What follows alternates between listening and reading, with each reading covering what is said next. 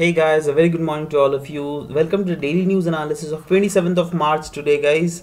So yeah, let's start the very first news about Madhavpur Mela. Now, the Ministry of Culture is organizing this Madhavpur Mela in the Porbandar district of Gujarat. Right. The main purpose of this Mela, organization of this Mela, that there will be kind of integration with the northeastern state under this Ek Bharat Shresth Bharat initiative, right?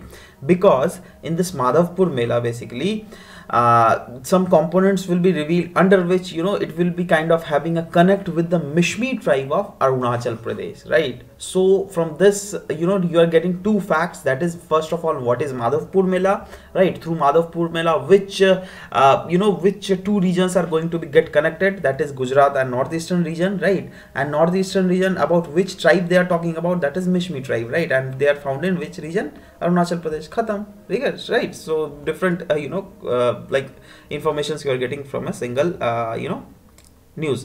Next is about new vehicle scrappage policy that has been revealed by the government of India, right? So basically the Prime Minister office has basically cleared this new vehicle scrappage policy, but the still approval is being awaited by the GST Council. So let's see what is it, guys. So the policy target is to take the polluting vehicles out of road and also to help the automobile industry register high sales, right? Of course, yeah, if the polluting vehicles are taken out of road and under the scrappage policy, if they are taken away, so people had to purchase their vehicles, right? So it will indeed be increasing the sale of automobile dealers and all, right? And the vehicles which are older than 20 years will become eligible for this under the scrappage scheme, under which 15% of the vehicle's price will be borne by them, right? Like to the purchaser, say for example, if that vehicle costs ₹1 lakh, then 15% of it, that is 15,000 rupees, will be given to the vehicle owner, right?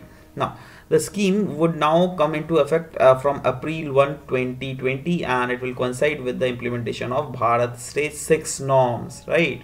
So the benefit offered under the scrappage policy is that 50% of the vehicle price will be given, but one concern is also there, that they are telling that 50% of the vehicle price will be given, right? But after the implementation of this Bharat Stage 6 norm, it is being speculated that the prices of diesel vehicles are expected to rise by 10 to 15%, right? So here is what the mainly confusion is creating, that if the prices will increase by this, then what will be the benefit of this 15%, right? So I mean, there is a bit of confusion are still there, and that has not been clear to 100%. But if it will be getting approved by the GST Council and all, so later again we are going to discuss this news again, right? So yeah, in that we will discuss. Next is surrender cum rehabilitation scheme. Now, for the first time in 1998, Ministry of Home Affairs has increased the monthly stipend, right, to the surrendered militants under this surrender cum rehabilitation scheme. And earlier the stipend was 3,500. Now the stipend has been increased to 6,000 per month. Now, what is the surrender cum rehabilitation scheme, guys? See, it is a scheme which is being implemented in northeastern state in order to wean away the misguided youth and hardcore militants who have been strayed into the fold of militancy and trapped themselves in that, right? It is to ensure that those who have trapped themselves into militancy, so they can again themselves integrated to the mainstream society, right? If they are surrendering themselves, right? And if they will surrender, then also government will pay them, right? Now, why it is the reason that government will pay them? See, because the internal security situation in northeastern region is damn huge complex, right? So that's why these surrender militants help is very much required by the government, right? Because these surrender militant are having an in-depth knowledge about the terrain of that region, about the society, politics, as well as culture of the region, which will ultimately helps the government to curb the insurgency happening over that region, right? So that's why this this is all about this news, right? Next is National Conference on Drug Law Enforcement. Now, the National Conference on Drug Law Enforcement was recently organized by the Narcotics Control Bureau, and it is being said that India is vulnerable to narcotic drugs trafficking just because of the region that we are the country who are lying in between the region of largest opium producing state, right? Now, see, say for example, this is India, right?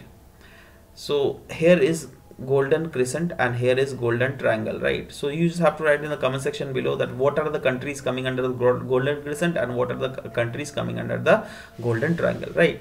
Now since we are lying between these two regions, though, then India is becoming highly vulnerable to this opium trade, right, between, I mean, inside India also, right? And this is what happening in India at present also, right? Though it is totally illegal, right, but still through the different routes this trade is happening, right?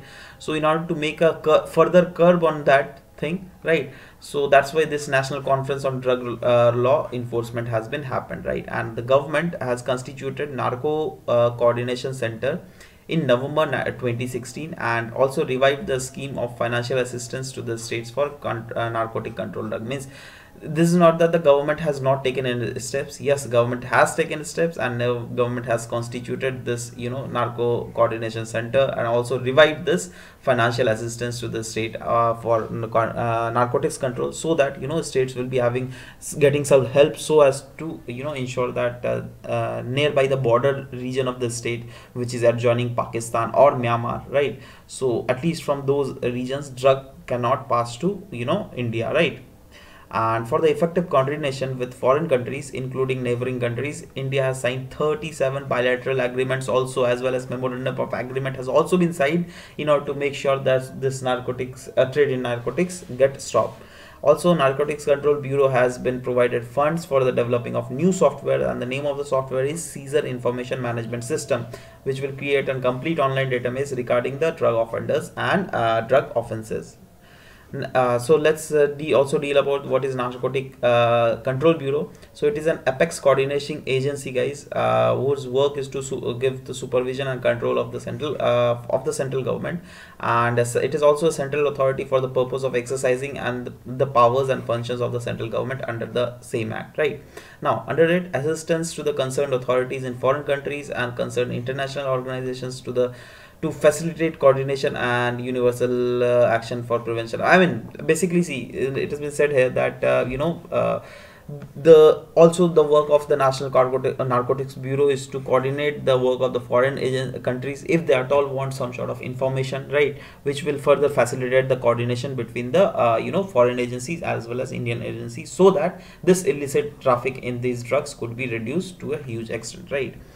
Next is about a scheme, guys, which is being formulated by Ministry of Women and Child Development, and the name of the scheme is Sabla, that is Rajiv Gandhi Scheme for Empowerment of Adolescent Girls. Adolescent girls are the girls who are coming under the age group of 11 to 18 years. Now the scheme has been made for them just because of the reason that in between these 11 to 18 years, the girls, there are huge hormonal changes that is coming under the girls, right? So in order to empower them, right, in order to make them know about what is happening to their body, right, so this scheme is there so that it will be proving a kind of empowerment to them. Also they can, in further future prospects, they can help, it will help in improving their nutrition as well as health status, right? Basically under it, awareness is promoted for the health, hygiene, nutrition and adolescent reproductive and sexual health of these adolescent girls, right?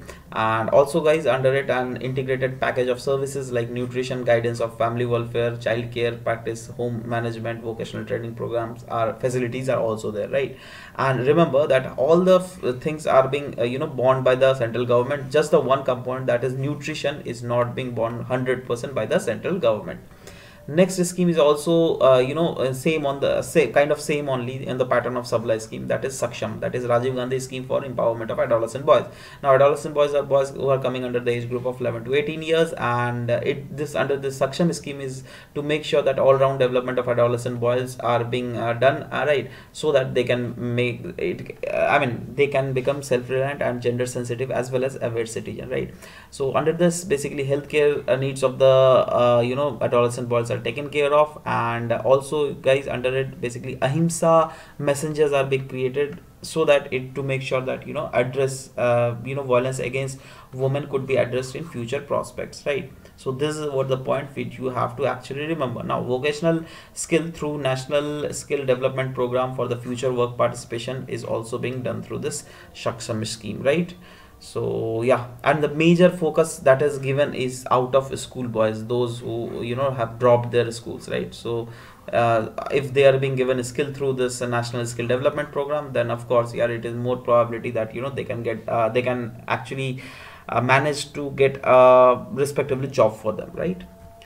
So this was all about it, and yeah, this is old slide. So actually, basically, guys, those who are who haven't seen the yesterday's class and they are new to it, so just to make sure that MCQ things has already been started, and that has been started in the Facebook page, right? So those who don't know about it, so this is the link onto the Facebook page, and the link is also given in the description below. You can just click onto it and just like or follow the page, right? So you will be getting everything whatever I post, right? And everything every day, I'm posting, like from yesterday only I have started.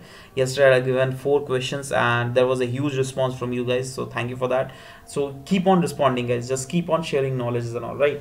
And regarding also, guys, other courses are also being run by me, and that the link to all the courses which are very much important for your prelims, so those are given. So if you at all want, you can watch it there, right? The link to everything is given in the description below. So yeah, it's all over, guys. We'll meet in next class. Till then, bye bye, take care, and thank you for listening to the video, guys. Thank you very much.